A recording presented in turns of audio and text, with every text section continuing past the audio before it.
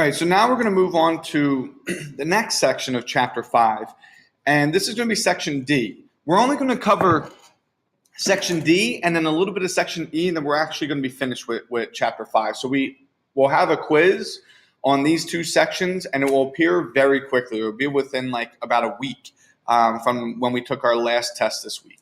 All right, so we're on Chapter 5, and what we're going to be learning today is adding and subtracting radicals. So before we were just simplifying, multiplying, or dividing. Now we're going to learn how to add and subtract.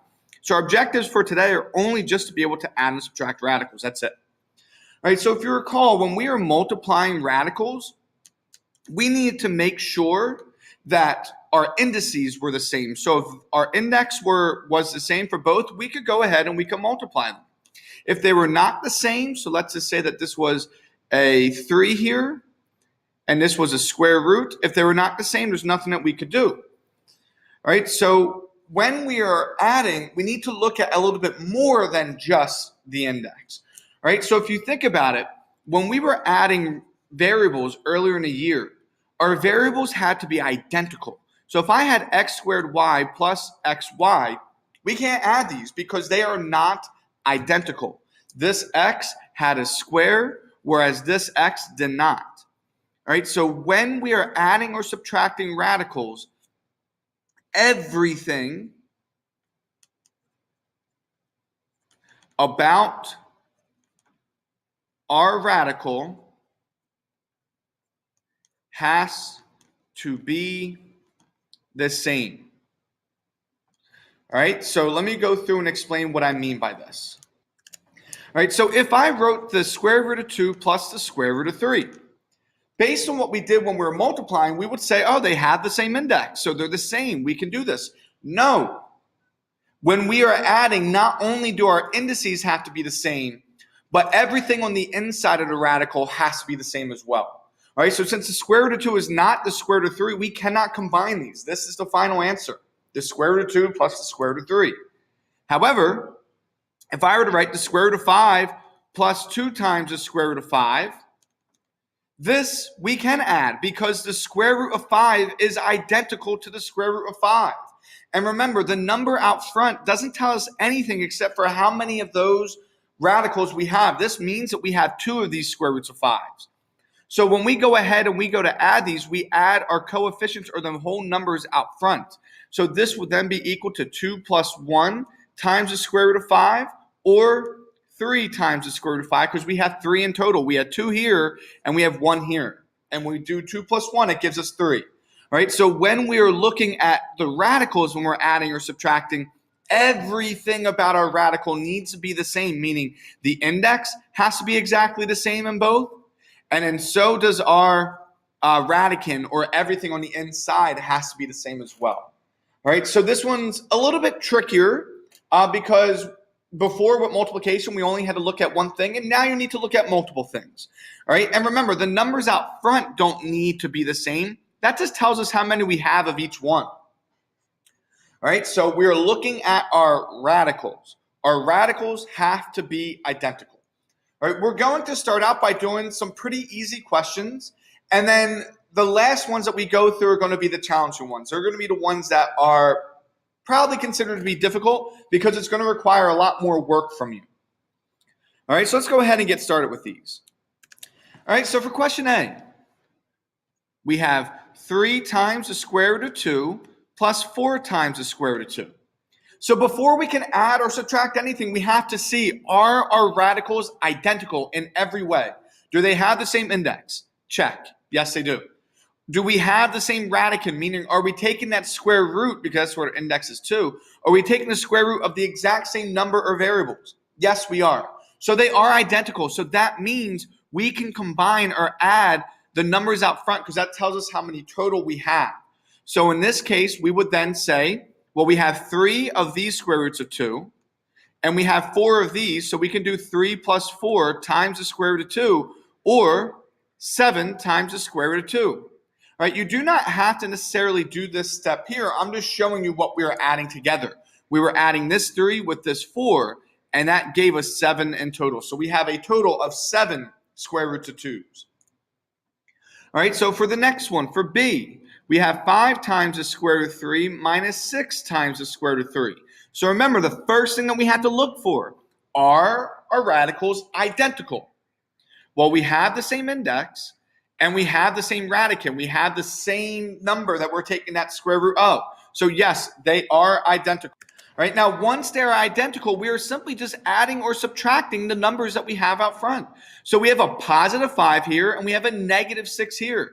So that means we can combine this 5 minus 6, because this is telling us how many we have of each radical. So it's 5 minus 6 times the square root of 3. Well, 5 minus 6 is negative 1 times the square root of 3, or we could just write negative square root of 3.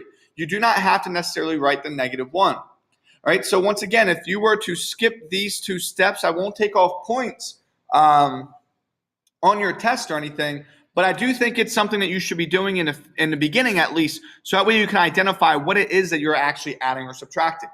All right, but if you notice, nothing changes. If this was 3x plus 2x, or 4x, I'm sorry, I have all the faith in the world that you are able to add 3x plus 4x. We see that our variables are the same, so we add the numbers that we have out front. So 3 plus 4 gives me 7x.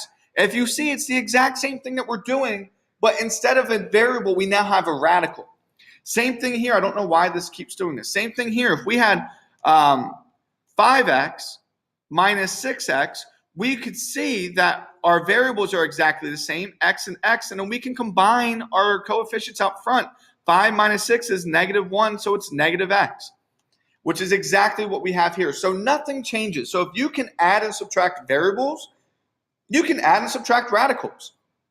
All right, there's going to be one little twist to it, but we'll cover that at the very end. And once we do it, it's actually pretty easy. It's just a little bit more work on your part.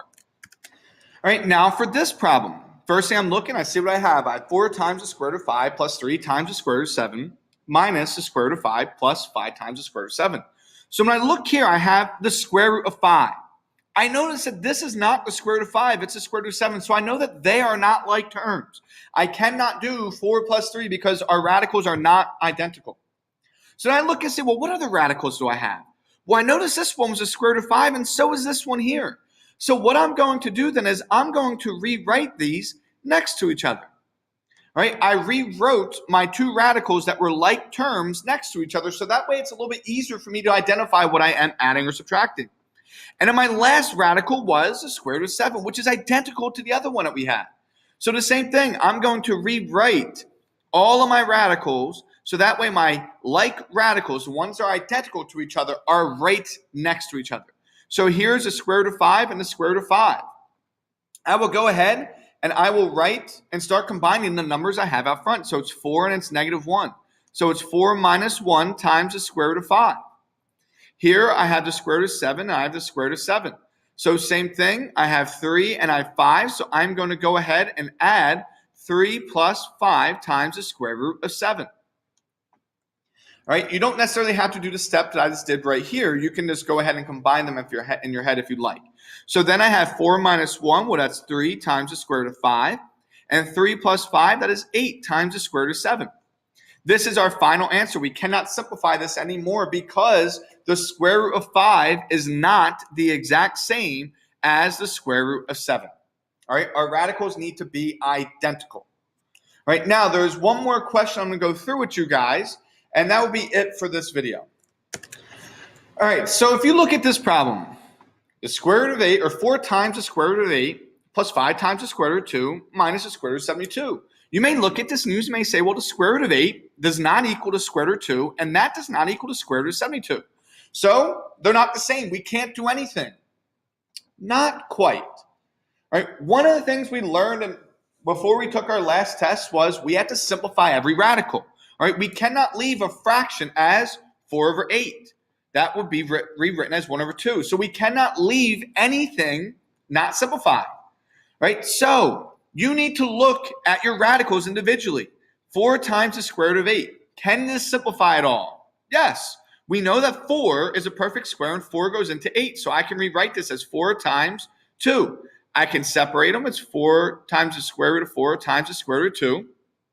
The square root of 4 is 2, so I know it's going to be 4 times 2 times the square root of 2, which is 8 times the square root of 2. So this is actually equal to 8 times the square root of 2. Right? I cannot simplify the square root of 2 at all, but now I notice something. I notice that these are exactly the same. So now let me look at my last square root, the negative square root of 72. So are there any perfect squares that go into 72? Yes, 36 does. And 36 goes into it 2 times. So now I can separate these as a square root of 36 times the square root of 2. And the square root of 36 is 6, so it's minus negative 1 times 6, which is negative 6, times the square root of 2. So it's minus 6 times the square root of 2. Now are my radicals all the same? Yes. So some questions may look like they can't be simplified because they're not the exact same radical. However, 85% of the questions that you did on your last test revolved around you being able to simplify radicals. The same thing here. Right? When you are adding or subtracting radicals, you must simplify as much as you can first. And then after you simplify, then you can look and see, are they the same or aren't they? And if they're not the same, then there's nothing you can do and it stays as is. But if they are the same, then we can add them. And we have these coefficients of 8, or the whole numbers out front, 8, 5, and negative 6. So we could do 8 plus 5 minus 6, all being times with the square root of 2. Well, 5 minus 6 is negative 1, and 8 minus 1 is 7. So it is 7 times the square root of 2. So something that once seemed like we could not do because none of our radicals were identical, well, after we simplified them, we could combine them. All right, so make sure you are still simplifying your radicals. When we learn something in math, chances are we're going to use it again, and we're going to use it again pretty quickly. So we learn how to simplify because without simplifying, we might not necessarily know how to multiply or divide some of those problems, but we definitely couldn't add or subtract these. So that's why we had to do simplifying first. All right, so that is it for this video.